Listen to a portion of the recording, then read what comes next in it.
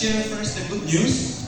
I know many of us have been watching what's happening in the economy in the last how many years, from the recovery from the pandemic and up to the second quarter of this year, where suddenly the Philippines slowed down in its economic growth. No?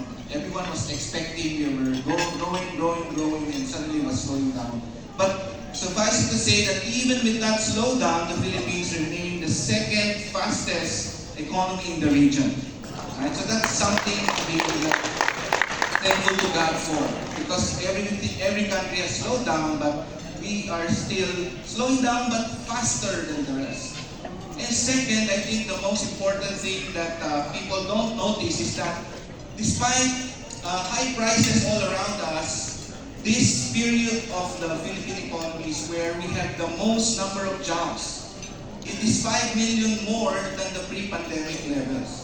And so there's a lot of jobs really that is happening and going around the Philippines. You will find that that's true, not only in the center of the Philippines, here in Cebu, in Manila, in Davao, but all over jobs are being created.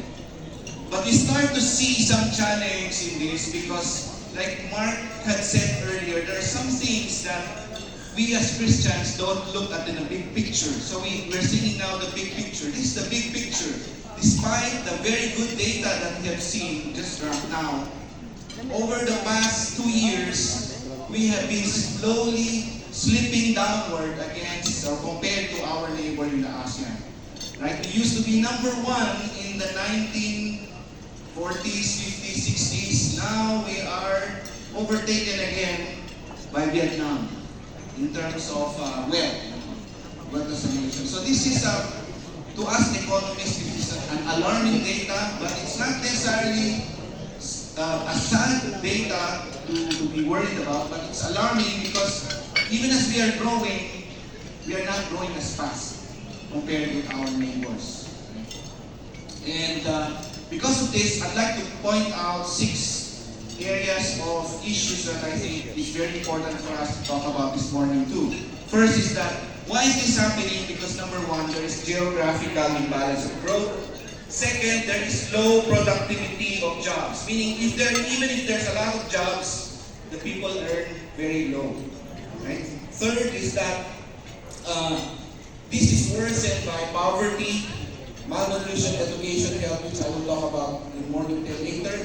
And this has led to inequality. So, just look around this building, go up to the topmost floor, you will see the difference. See very nice buildings, and then, oops, there's something that is not at the same level as what you are seeing. So that's inequality. And then, like Mark said, we need to do something with the mindset. We need to tell people, especially believers, that we cannot be staying where we are. We can be prosperous as people and as a nation because there is an acceptance of faith, just getting by. And then finally, we have this big challenge right now on agriculture. So I'll talk about this as I go along.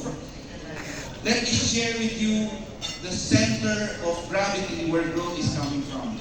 We're saying that economic growth is happening in the Philippines, but really, there are only 4 regions that are growing in this country. First, of course, it's the contiguous region 3, 4A, and Metro Manila. That's the big line that you see there. Okay? And then, the 2 region 3 and 4A, all in Luzon. And the next region that's growing is this area, Central Visayas. Right? Why is that so? Because basically, if you look at the productivity of this nation, it's really very low. Right? Agriculture has a lot of people working in this sector, contributing only 10% to total output. So just to simplify, if somebody is producing 1 sack of rice, that sack of rice the income will be divided by 3 people. So that is how low the productivity is. So that effect is low income.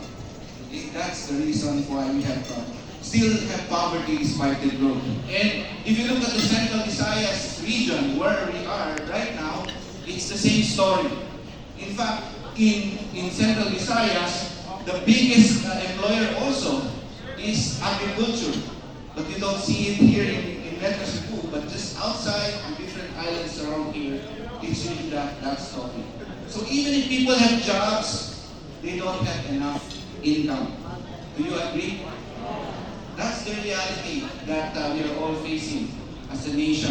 Even in different parts of the country, the same story. And this is worsened by poverty. You know? The thing that Mark was talking about here is to change the mindset. The intellectual part of it is really because people are just, we are born poor, so we'll be poor. Just getting by is enough, right? And this is worsened by people, new people coming into society. Our young people, many of them are stunted. You know what stunted is? I don't know the Cebuano word for it, but in Tagalog it's banso. Meaning you are low, your height is below your age. And if your height is below your age, that also means your brain is not as big. And therefore, what's going to happen is that it will create further problems moving forward. Low absorptive capacity.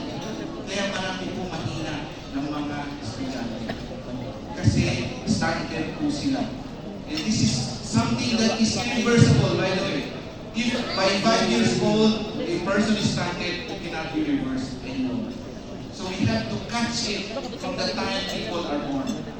So if you are poor and you have children and they are poor, they must be helped immediately. Otherwise, they will be stunted for the rest of their life.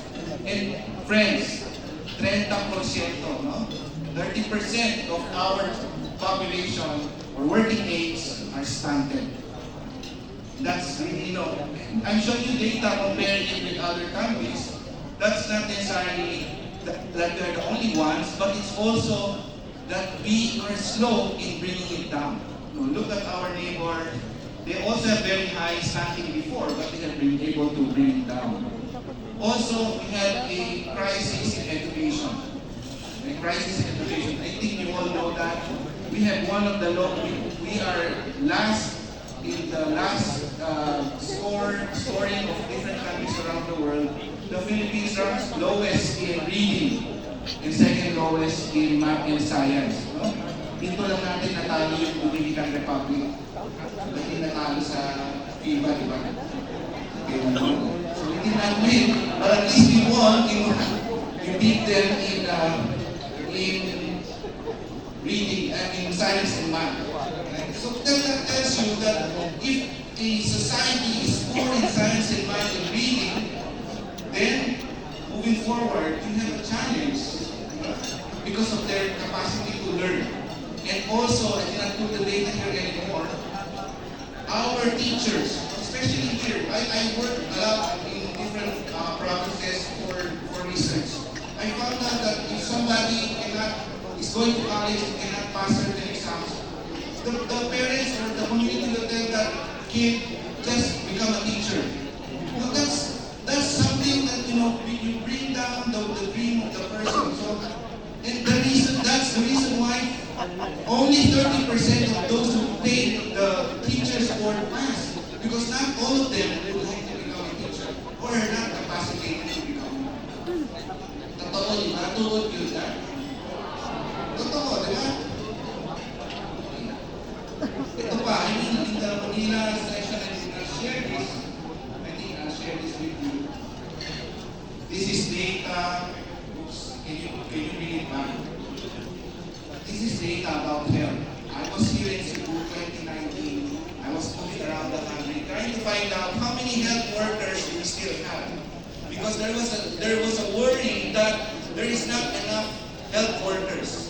In the past, we had oversupplied our country with too many nurses. We had so many nursing schools. We graduated so many nurses, and eventually they had nothing to do, right? So it's to such a point that nurses were paying hospitals so that they can be trained. True?